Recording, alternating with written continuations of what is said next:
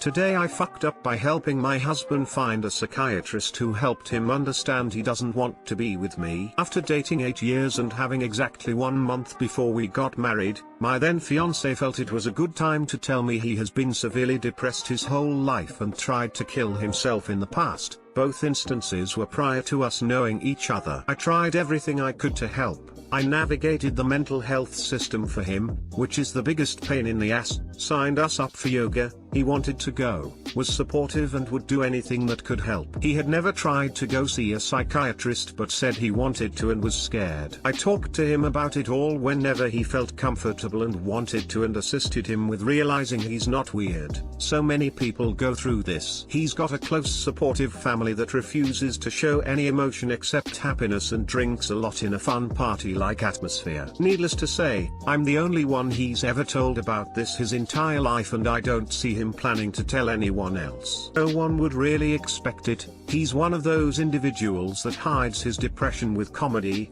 and he's one of the funniest people I've ever met. I suppose that should have been a red flag. Either way, he just had his first appointment. Came home and didn't want to talk to me about it much, which is fine. It's a very personal thing. I did however ask how he's been, how the thoughts have been, etc. Where he then proceeded to tell me he's been real sad the past few days because of me, then started ripping into our entire relationship and how I'm pretty much the reason for his depression. He told me I'm pushing him away from the only people he's ever cared about, friends and family, which may be the craziest of all of it since this past weekend alone we spent time with his family Friday and Sunday. He sees his friends, maybe not as often as he'd like, but we're all 30 and half of them have kids. Either way, he played poker with them 2 weeks ago and he's seeing them this Saturday night. So, even though he's been depressed his entire life, I'm the main problem now. We've only been married about 3 months now, but like I said we've been together 8 years and been living together for 5. He told me he's done. He can't live like this with me pushing everyone away and ruining his life. I don't know what he said to his psychiatrist, but it could not have been anything good. He's the best actor I know too. No one has any suspicion of him being depressed. He told me the psychiatrist he talked to even said, "It looks like you definitely don't need medication." We haven't spoken for 2 days now and I'm at a loss. Greatest part of all of it, I'm 12 weeks pregnant, like an idiot. I think I fucked up. FML. Too long didn't read. I helped my husband find a psychiatrist. He just had his first appointment, came home and is done with our 8-year relationship. He's been depressed his whole life and was more deeply depressed before I was in the picture but said I'm the reason he's sad. I'm 12 weeks pregnant and it doesn't matter. That seems rather drastic after only 1 session. Yep, my first session was to orient future sessions. It had everything to do with what I wanted from therapy and ways we might get there. We had very brief discussions about my marriage and about my job, but there was certainly no advice given. Either this therapist is terrible or the husband wants out of the relationship and saw his opportunity to use therapy as his way out. First psychiatric visit, it looks like you definitely don't need medication. Said no psychiatrist ever. The first session is an assessment session. The psych doesn't even say much. Oh. This is exactly what I was thinking too. Nobody has a breakthrough like that the first session. The therapist would barely have time to even talk to him after assessment and discussing therapy goals. The rest would just be general introductions. You are pregnant. The baby is your priority right now, so you should do whatever is best for your child and yourself. He is depressed and maybe panicking about being a father, and decided you are the scapegoat for him being miserable. Best you can do is to let him experience his misery without you being a factor so he cannot blame you anymore. Tell him that if he needs to work out his issues and his depression, you will give him all the space he wants. If he wants to go away and move back with his family, by all means, go, usually works well. If he wants you to support him through therapy, you will do that too. But the baby is your priority. No buts and maybes. Make clear your child comes first, but that you are fine with whatever he wants to do. And seriously start planning a life without him if needed be. Have concrete plans of what will happen if you decide to divorce. At this point of the pregnancy you can still travel, so offer any viable alternative to be out of his sight if he wants you to. If you are not working or can work remotely, go spend time with your family. Look for support for yourself and maybe therapy for yourself. The only thing you can do right now is to take care of yourself and give him the space he is asking for. He will either realize it was not you, or he will consume himself in blaming everybody else for his problems. Right now all you can offer him is to take care of his child and support his wish for space. Good luck and PM me if you need to talk. Are you sure he went to the appointment? Could he be trying to distance himself from you, like I'm a mess, don't want to be a burden for her, if I push her away she will have a better life kind of thing? It's weird after only one session and the fact that he didn't discuss with you the issue after and just went I can't do this. Congratulations on the pregnancy and I hope you can figure this out. Today I fucked up by running around my neighborhood in socks screaming and accosting strangers. So this was last night around 10 p.m. My wife and I have jointly decided to operate under self-imposed isolation due to coronavirus. So everybody's home and nobody goes anywhere, except to the park/playground down the street for sanity's sake, unless it's absolutely necessary. I'm in the bathroom doing the business, 16-year in her room fondling her portable communication device, wife and 13-year daughter in my bedroom talking, boys 5 and 3 in the living room watching Toy Story 62 for the 93rd time. So I finish my business and head down to the living room to get the boys into bed. Except only 5 is there. So I ask 5 where 3 went. Oh no. Okay, he must be with wife and 13. Stick my head in there and ask her. I thought he was with you. Check the boys' room. Nope. Stick my head in 16's room. Haven't seen him. Check the closets and bathrooms and basement and kitchen. Nothing. Now I'm getting nervous so I check all the locks. Front door is locked, sliding glass doors are locked. So that calms me. Until I realize that I had, by force of habit, locked the front door when I came to get the boys for bed and I couldn't remember whether it was already locked or not when I did. So I ask 5 again, where did 3 go?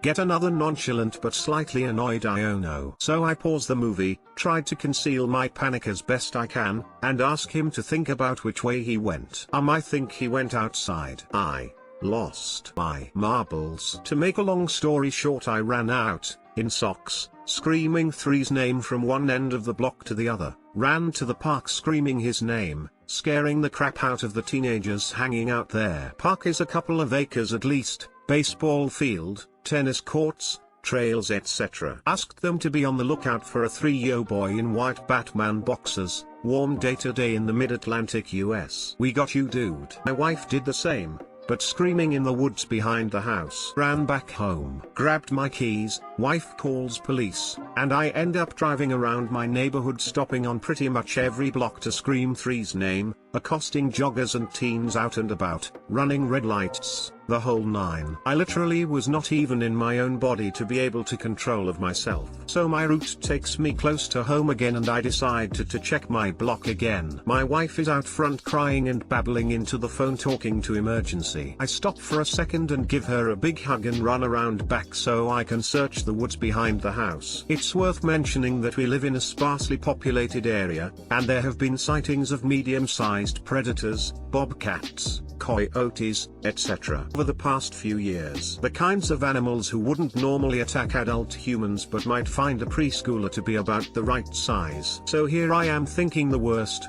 frantic to find my boy. So I'm searching through the woods in my socks for the next 5 minutes, and 16 has joined me, using her phone flashlight to look around another section. I don't see anything before reaching the impassable thicket so I turn around, and bark at her to look in the neighbors' yards and then search every corner of the house. I get back in the car, and return to driving around like a madman, and then my phone rings. It's my wife. I'm too scared to answer and too scared not to. Fumble the phone into the crack of the seat. Almost hit a mailbox trying to retrieve it. Tell me you found him. We did. He was in the bed sleeping. Before I could even feel relief, I felt like the biggest idiot. Like, I've been embarrassed before, but I saw a few neighbors standing on their front lawns as I made my drive of shame back to my house. And I couldn't even bear to look at them or tell them that we'd found him. 3. Who has never, not once in his entire 1,400 days on planet Earth, gone to bed willingly,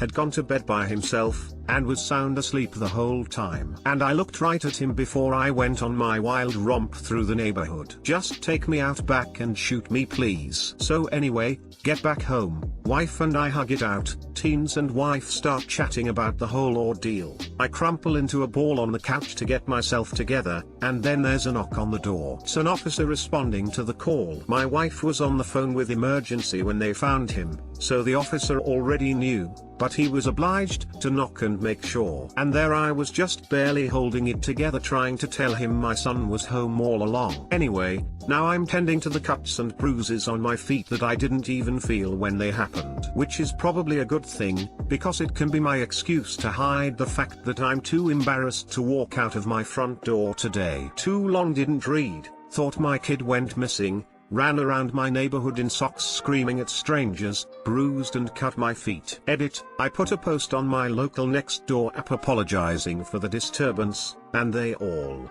including the late night jogger herself, responded pretty much like you all have, to say that I have nothing to apologize for. So thanks everybody for that.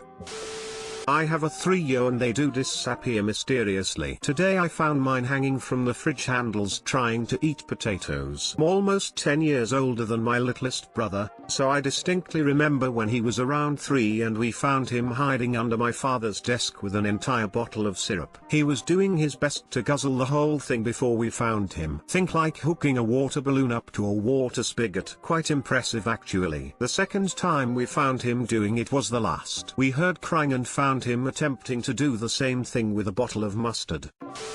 I worked at a big summer camp in the woods on the edge of the lake. We have kids from kindergarten to high school. Every morning we line kids up and make sure everyone is there before releasing them for breakfast. Bluebirds, the youngest group at 5 to 6-year-olds, report a missing kid. We have a huge contingency plan in place for this. We have people get dressed in scuba suits that jump in the water immediately and check under all the docks. We have groups look in every nook and cranny of main camp. We have runners that go out on every single major trail and up to every cabin group over acres of woodlands uphill. Nearly every counselor is sent in every direction with a whistle. I was a runner for the Bluebirds. I searched the cabins. I found the kid. He had rolled his whole sleeping bag off the bunk and was sleeping on the floor in between the cots. He was really confused why I was so excited to wake him up. Despite that he was perfectly okay, the stress of a possible missing child is enormous and I was in tears when I started whistling that he had been found. You didn't overreact. If he had been gone you did everything right. Whether you find him in his bed or on the toilet or eating breakfast, it isn't silly when you just didn't see him and have to act fast. Good job, Dad. Being a good father is not a fuck up. And you got a funny story to tell in a few years. Just looking at the bright side of this. Indeed. In fact, 5-year told 3-year what happened first thing this morning when they woke up. Haha.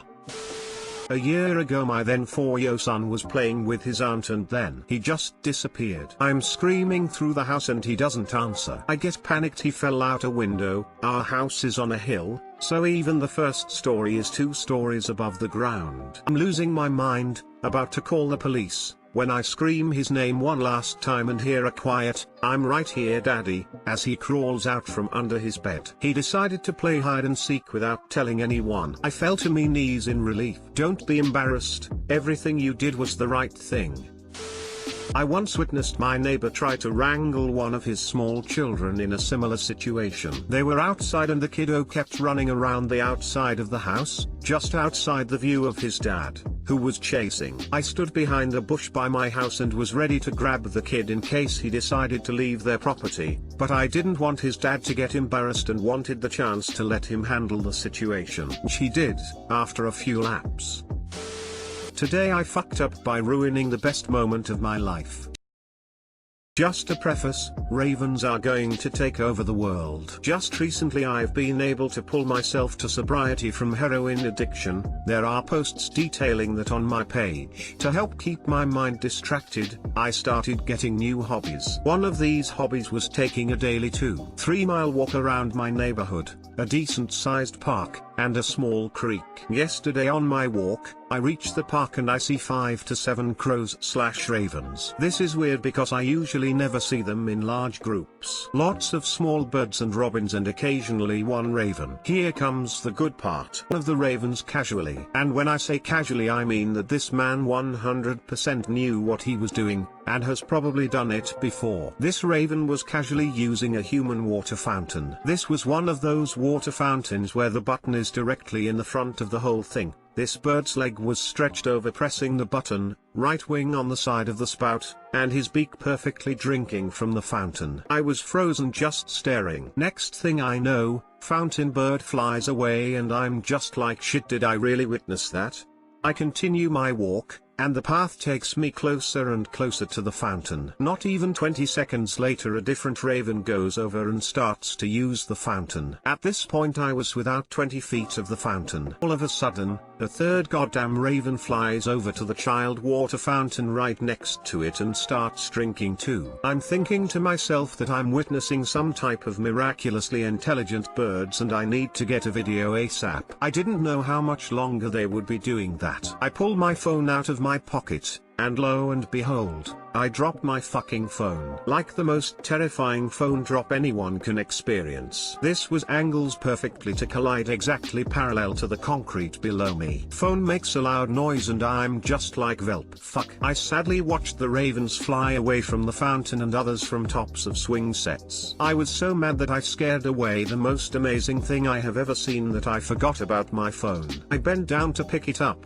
flip the phone over, and the screen is completely shattered. I'm talking like when an iPhone is so fucked up that it has a black line and a fucking rainbow streak. I'm stupid and ruined the best minute of my life. Too long didn't read, saw crows using water fountain like humans, tried to take video which resulted in shattering my phone and ruining the moment. You didn't ruin it, you observed it with your eyes and it's now in your memory forever, and ours too because we imagined it from your words. All you did was not video it and startled the ravens. Ravens will be back, doing this again because it worked. Corvids are smart, they will repeat something that gave them a benefit. This made me feel a little better about it. After all, the moment is a little more precious just experiencing it raw with no technology. Still pissed about the phone, ha ha ha. Quote the raven watermore. Record the raven nevermore. Good on you for getting sober, man. That's what's up. I know how hard it is. Thanks so much, man. Some chick named Lenore taught them that. Why?